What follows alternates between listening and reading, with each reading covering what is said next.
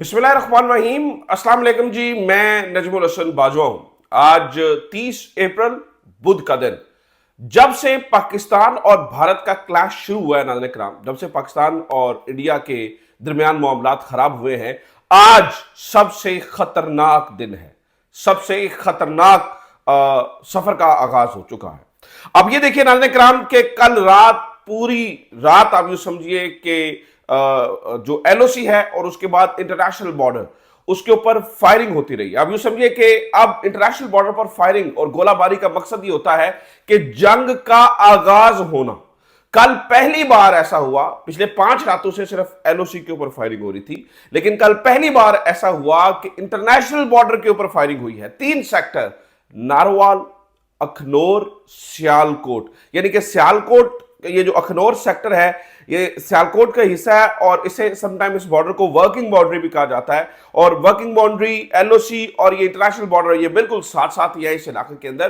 तो ये यूं समझिए जैसे खंजर घुसा होता है इलाके के अंदर, किसी भी दुश्मन के इलाके के अंदर।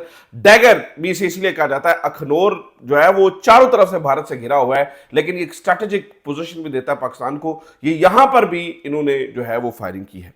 नाज़रीन किराम, कल रात सोते हुए पाकिस्तान के जो वज़ीर इत्तलात हैं उन्हें उठाया गया और उन्होंने आकर कौम को ये बताया कि अब जंग का आगाज होने के है।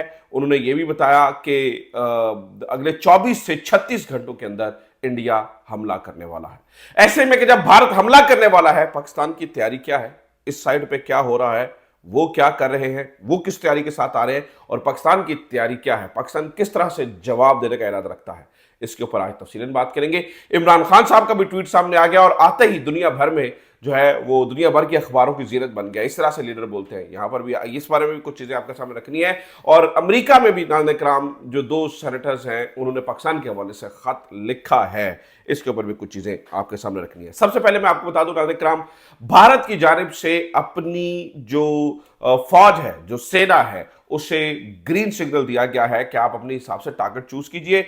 और पहली बार ऐसा हुआ है कि पॉलिटिकल लीडरशिप ने वहां की जो फौज है उसको खुली छूट दे दी हो कि किसी भी चीज की क्लियरेंस आपको सिविल क्यादत से लेने की जरूरत नहीं है, जो आपको बेहतर लगता है आप कीजिए।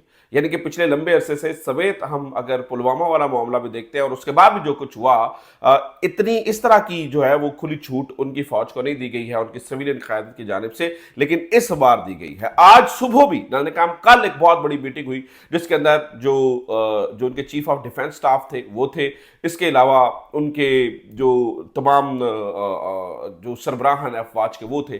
तो वहां पर यह तय हुआ और मोदी ने, और अमित शाह भी थे, अजीत डोभाल भी थे, ये सारे लोग वहां पे मौजूद थे, तो उन्होंने खुली छूट दे दी। अब नाज़रीन किराम, आज सुबह सवेरे जब मैं ये वीडियो रिकॉर्ड कर रहा हूं तो उस वक्त भी भारत के अंदर 2 अहम तरीन मीटिंग चल रही है। अभी एक मीटिंग कुछ देर पहले खत्म हुई है, उसे कहते हैं CCS, ठीक है, और एक मीटिंग जो है वो CCPA शुरू हो चुकी है। ये CC जो S है, जो कैबिनेट कम्युनिटी सिक्योरिटी की मीटिंग होती है, ये यूं ही समझ लीजिए जैसे पाकिस्तान में जो हम ये सिक्योरिटी की मीटिंग होती है, इसी लेवल की ये मीटिंग होती है। इसके अंदर नाज़रीन किराम तमाम तर इत्तलात नरेंद्र मोदी को दी गई और नरेंद्र मोदी ने खुली छूट का आगाज किया है। खुली छूट का जो है वो कह दिया है कि आप फौज को जो है वो खुली छूट दे दीजिए। इसका मतलब क्या है नाज़रीन किराम, इस बार क्या मुख्तलिफ हो रहा है? देखिए, जब पुलवामा हुआ था या उसके बाद जो इन्होंने जिसे वो कहते हैं कि हमने यहाँ पर आकर जहाज़ों से कार्रवाई की थी, उसके अंदर भी नाज़रीन किराम एक बात जहन में रखिएगा कि इंटरनेशनल बॉर्डर को नहीं छेड़ा गया था। ये खतरनाक, ये पूरी सिचुएशन इसलिए खतरनाक बताई जाती है कि अब इंटरनेशनल बॉर्डर को छेड़ा जा रहा है।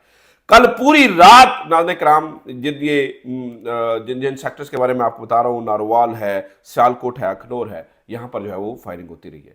जबकि इंडियन मीडिया क्या चला रहा है, इंडियन मीडिया ये बताता है कि पाकिस्तान ने अनप्रवोक्ड फायरिंग की है एलओसी के ऊपर और अनप्रवोक्ड फायरिंग की है इंटरनेशनल बॉर्डर के ऊपर। वो ये कह रहे हैं जी पाकिस्तान ने जंग का आगाज कर दिया। हालांकि पाकिस्तान को जंग किसी भी सूरत में फेवर नहीं करती है, पाकिस्तान और इंडिया को भी नहीं करती है, लेकिन पाकिस्तान जंग का आगाज क्यों करेगा? इसका मतलब यह है नाज़रीन किराम, इस बार कुछ बड़ा होने वाला है। जब इंटरनेशनल बॉर्डर के ऊपर छेड़छाड़ की जा रही है तो इसका मतलब है कुछ बड़ा होने वाला है। जरा ये बताते हैं कि कल रात भी उनके जंगी तैयारे फॉर्मेशन बनाकर इंटरनेशनल बॉर्डर के इर्द गिर्द मंडलाते दिखाई दिए हैं।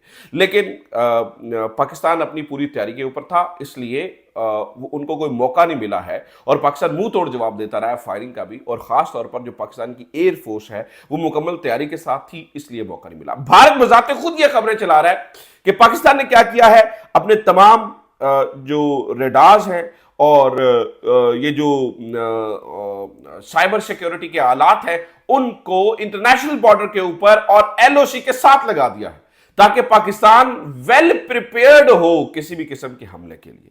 नाज़रीन इकराम, इस सारी सिचुएशन में जबकि अब इंटरनेशनल बॉर्डर के ऊपर लड़ाई छिड़ गई है और किसी भी टाइम कुछ भी हो सकता है, अगले 24 से 36 घंटे, बल्कि अब तो 24 भी छोड़िए, अब अगले जो है ना 36 घंटे भी छोड़िए, अब सिर्फ 24 घंटे ही रह गया, अगले 24 घंटे में कुछ भी किसी भी टाइम जो है वो हो सकता है। ऐसे में एक इंपॉर्टेंट तरीन विजिट पाकिस्तान का हो रहा है। इंडियन मीडिया चिल्ला चिल्ला के ये कह रहा है, और पाकिस्तान ने इस फुटेज को भी जारी कर दिया है, वो बता रहा है कि जो तुर्किया के इंटेलिजेंस चीफ हैं जनरल यासिर, वो इस वक्त पाकिस्तान का दौरा कर रहे हैं और खास तौर पर पाकिस्तान फजाइया के साथ है। ये क्या, ये इंडियन जबान में ये क्या दर्शाता है, वो सवाल पूछ रहे हैं कि ये क्या दर्शाता है।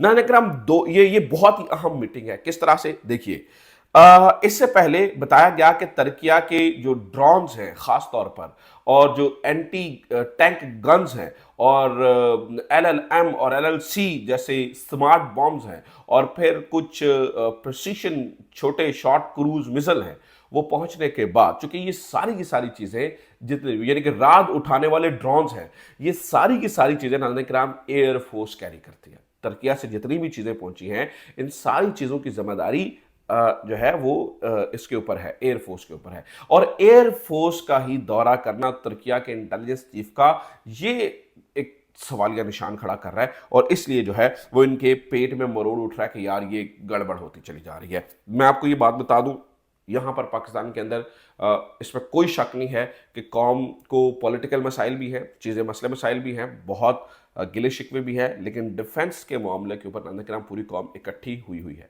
कल इमरान खान साहब ने भी यही पैगाम जेल से दिया है।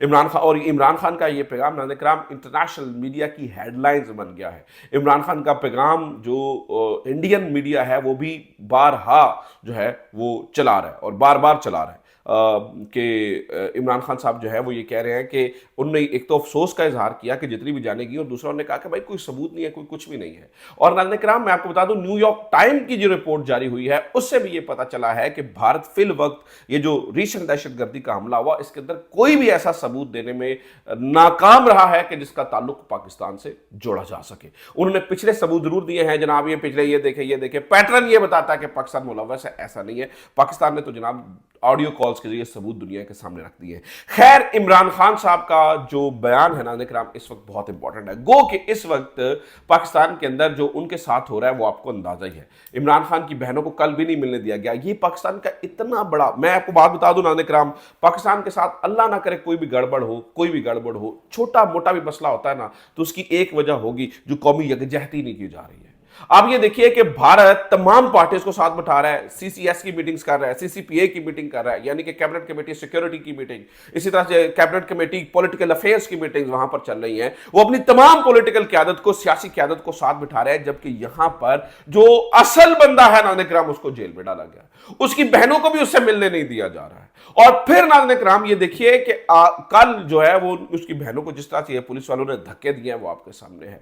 और फिर नाज़रीन इकराम आज ये जो इमरान खान की बहनें हैं ये अदालत भी पहुंची है, और अदालत पहुंचकर इन्होंने क्या किया है, इन्होंने जो है वो इस्लामाबाद हाईकोर्ट में जा रही है कि चीफ साहब से पूछने के जनाब तुसी कह रहे हो कि यार मीटिंग हो जाएगी, और तो मैंने कहा नहीं, आपकी भी इतनी औकात है और आपके ऑर्डर की भी इतनी औकात है।